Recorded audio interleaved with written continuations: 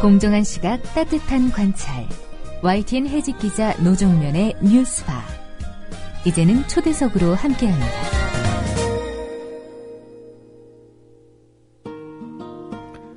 검찰총장의 혼외 아들 의혹. 조선일보가 보도한 뒤에야 알았고 조선일보 보도 이후 확인 작업에 나섰다던 청와대. 지난 9월 청와대가 했던 말들이 석 달도 안 돼 거짓말로 드러나고 있습니다. 조선일보 보도가 나오기 석 달 전인 지난 6월 청와대 인사가 서초구청에 근무하는 원세훈 전 국정원장의 측근에게 직접 신상 정보의 확인을 요구했다고 합니다. 요구를 받고 확인을 해준 서초구청 조이제 국장이 결국 입을 여는 단계까지 왔습니다. 이 사실을 단독 보도한 한겨레신문 정환봉 기자 연결하겠습니다. 정 기자님 안녕하세요. 예, 안녕하세요. 네. 우선 이 사안이 보도된 과정 잠깐 청취자분들께 설명을 드리죠. 처음 보도가 나온 것이 검찰이 서초구청을 압수수색하면서죠. 예, 그 이후에 보도가 나왔습니다. 예, 그 다음에 그 서초구청의 조모 국장이 이제 지목이 됐고요.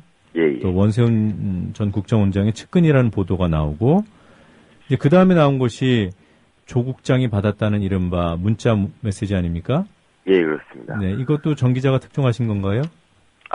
저희 같은 그 동료 기자들이 함께 취재를 해가지고 기사를 내게 됐습니다. 네, 하여튼 한겨레 신문의 단독 보도였나요? 예. 네. 한겨레 TV 홈페이지 가봤더니, 그 조이제 국장과 정 기자 인터뷰한 동영상이 올라와 있더군요. 예. 그 인터뷰를 어떻게 하게 됐는지 그 경위를 알려주실 수 있습니까?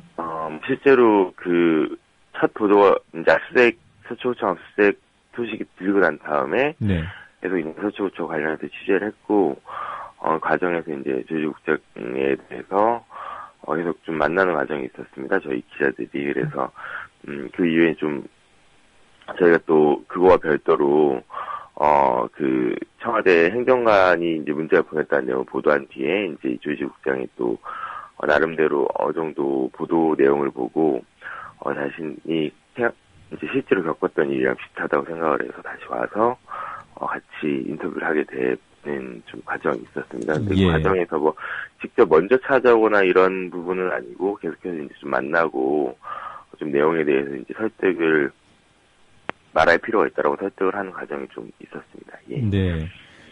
그 조 국장이 문자를 받았다는 사실은 어떻게 아셨어요?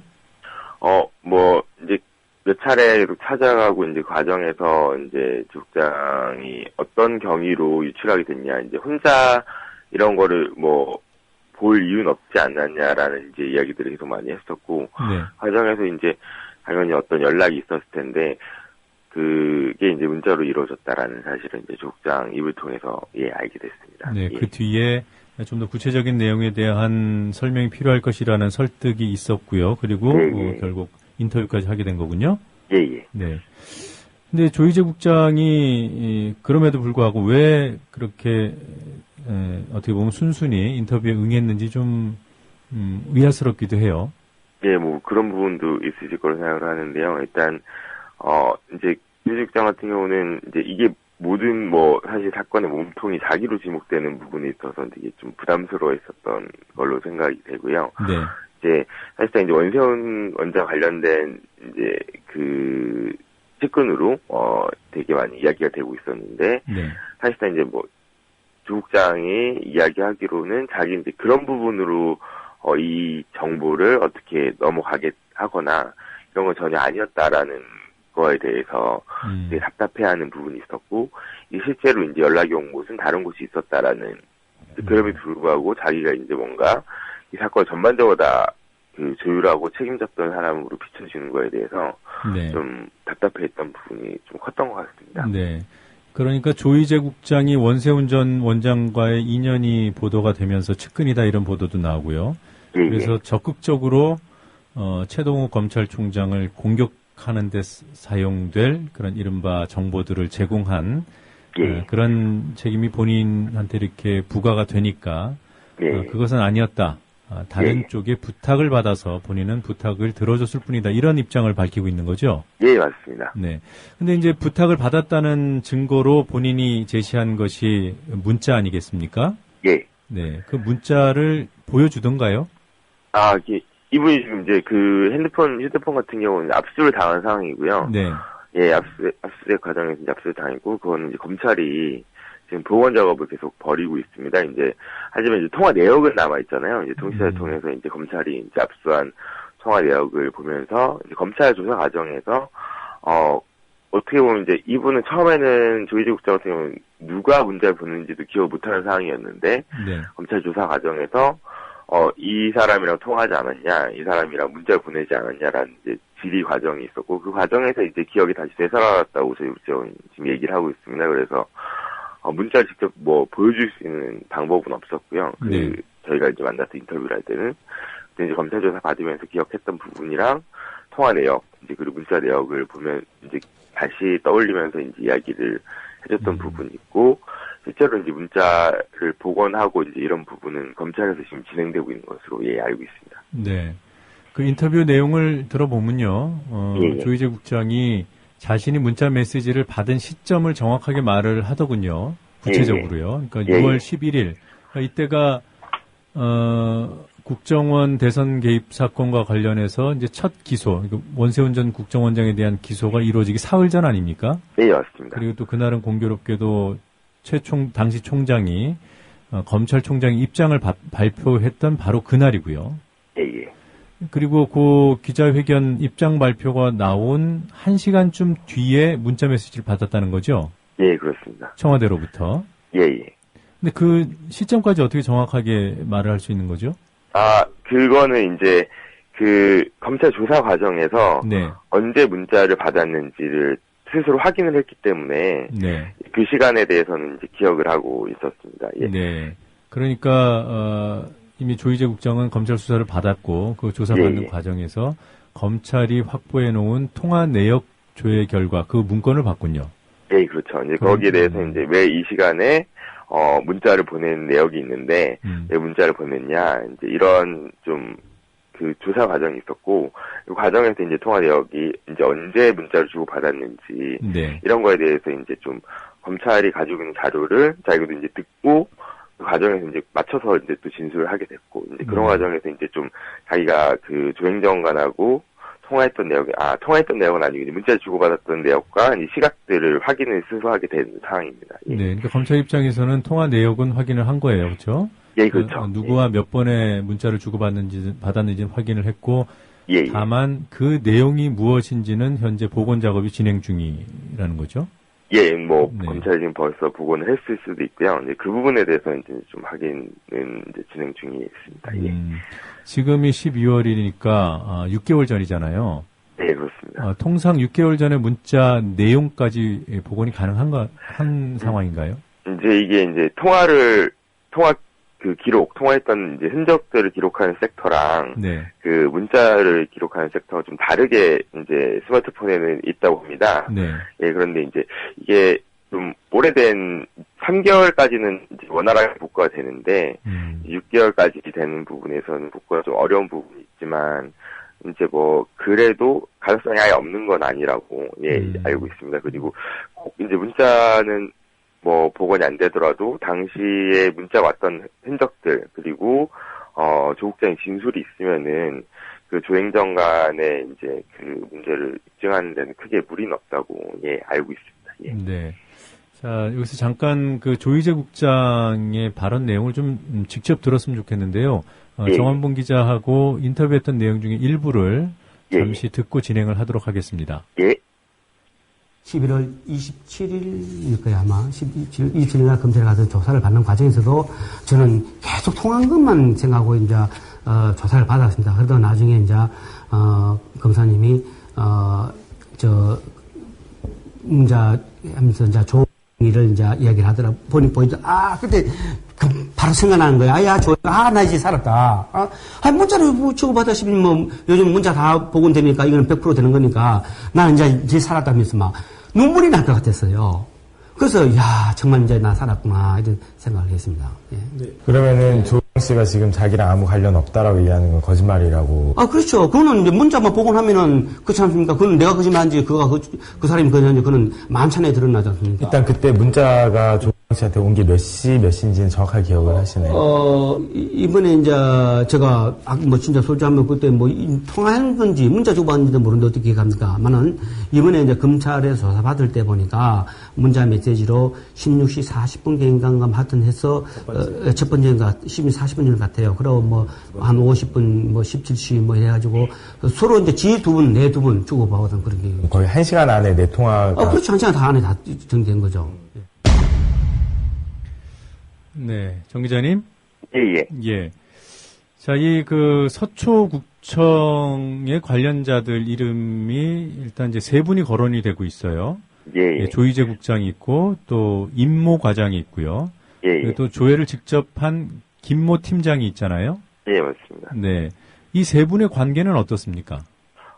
실제 김모 팀장 같은 경우는 이제 조 국장 직속 이제 직원이고요. 네. 이제 행정지원국장 밑에 이제 OK 민원센터라고 가족관계 등록부를 조회를 할 수 있는 권한을 가진 팀장이고, 네. 그다음에 이제 임 감옥의 감사관 과장은 이제 또 다른 감사관실에 있는 주요 보직자입니다. 근데 네. 이제 임 과장 같은 경우는 이전에 이제 서울중앙지검에 파견 근무를 간 적이 있었고, 네.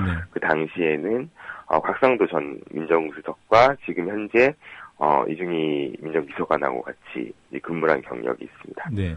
그러니까 지금 언론 보도에 나온 바에 따르면 조희재 국장한테 청와대 측에서 신상정보 조회를 의뢰한 시점은 6월이고요.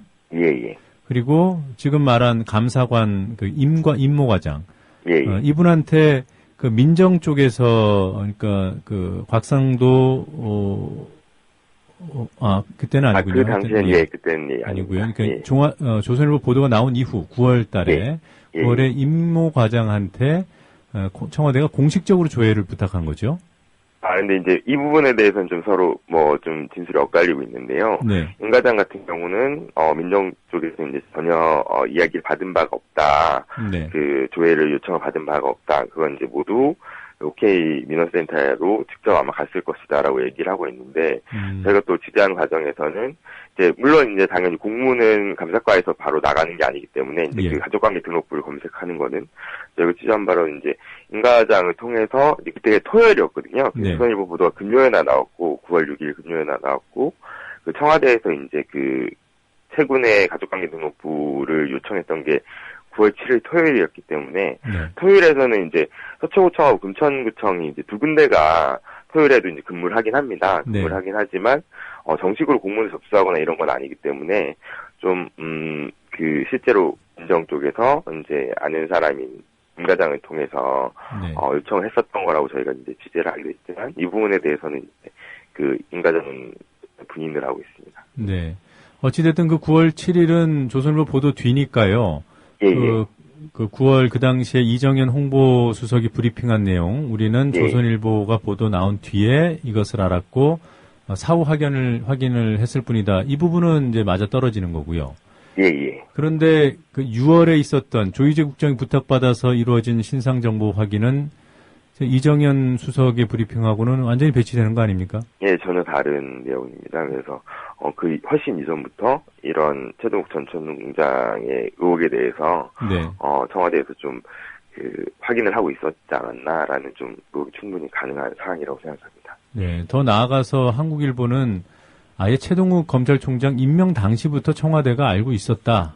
그랬는데 그 당시에는 묵인하다가 이 국정원 사건 때문에 갈등 구조가 생기니까 그때 이제 카드로 쓴 것이 아니냐 이런 보도를 했는데요. 이 부분에 대해서 혹시 확인이 됐습니까?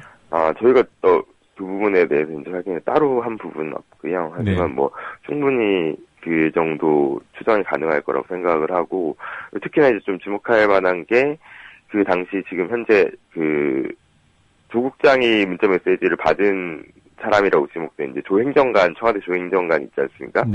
그 분의 직속 이제 상관이 이재만 정무비서관입니다. 특히 이제 당시에 이제 인수위 시절에 이재만 정무비서관이 이제 전반적으로 박근혜 정부의 인사 문제에 대해서 이제 구도라든지 검증이라든지 이런 것들을 좀 주도를 했었다라는 이제 뒷이야기들이 되게 많이 있었습니다. 그래서 그런 점을 좀 추정을 해보면 충분히 그럴 가능성도 있지 않았나라는 좀 생각이 들긴 합니다. 네.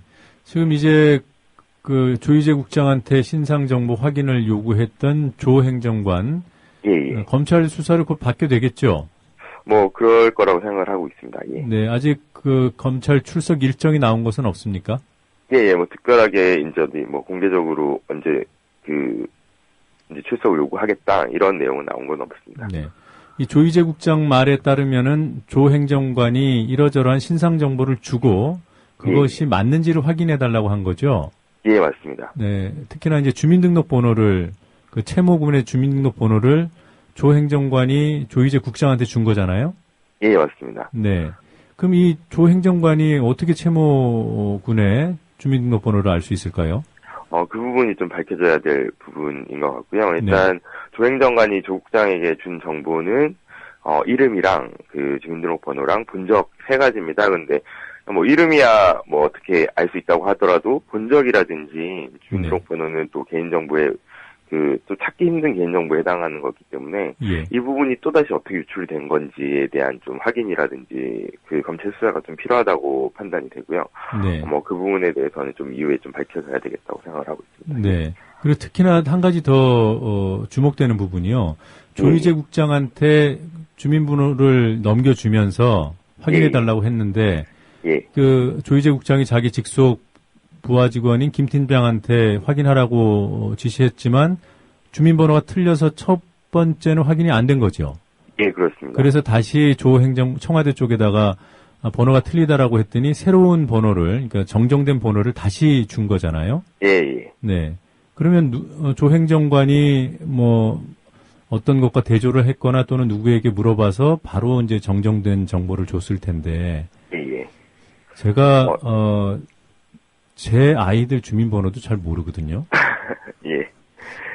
그러니까 제가 듣기로는 이제 조 행정관 같은 경우는 처음에 왔던 번호랑 두 번째 왔던 번호가 이제 그 조 행정관이 준 번호가 한 글자만 차이가 있었다고 합니다. 이게 생년월일 중에 한 글자만. 그래가지고 네. 이제 나중에 이제 받은 번호로 조회를 하니까 이제 됐다고 이야기를 했었고 처음에 이게 뭐 3가지가 서로 정보가 이름, 주민등록번호, 본적이 일치해야지 제대로 정보가 뜨는데 네. 처음 왔을 때는 그 주민등록번호 이제 숫자 중에서 한 글자가 생년월일 부분에 한 글자가 잘못 썼던 게 기억이 난다라고 이제 이야기를 했습니다. 예. 네. 가족관계 등록부는 본적까지 찍어야지 나오는 건가요? 근데 본적까지 찍어야 나오는 건 아니지만 네. 이게 이제 교차대 중복 검색되는 거를 최대한 이제 막기 위해서는 본적이 있는 게 가장 좋다고 이야기를 하고 있습니다. 그러면 바로 한 명만 특정돼서 나올 수 있는 네. 그런 그 정보를 확인할 수 있다고 얘기를 들었습니다. 예. 아무튼 일단 그 조 행정관에 대한 검찰 조사 그 결과를 좀 지켜보면 조금 더 명확한 그림을 볼 수 있을 것 같군요. 예, 그렇습니다. 네, 앞으로도 취재해서 좀 좋은 기사 소개해 주시기 바랍니다. 네, 감사합니다. 네, 고맙습니다. 한겨레신문 정환봉 기자였습니다.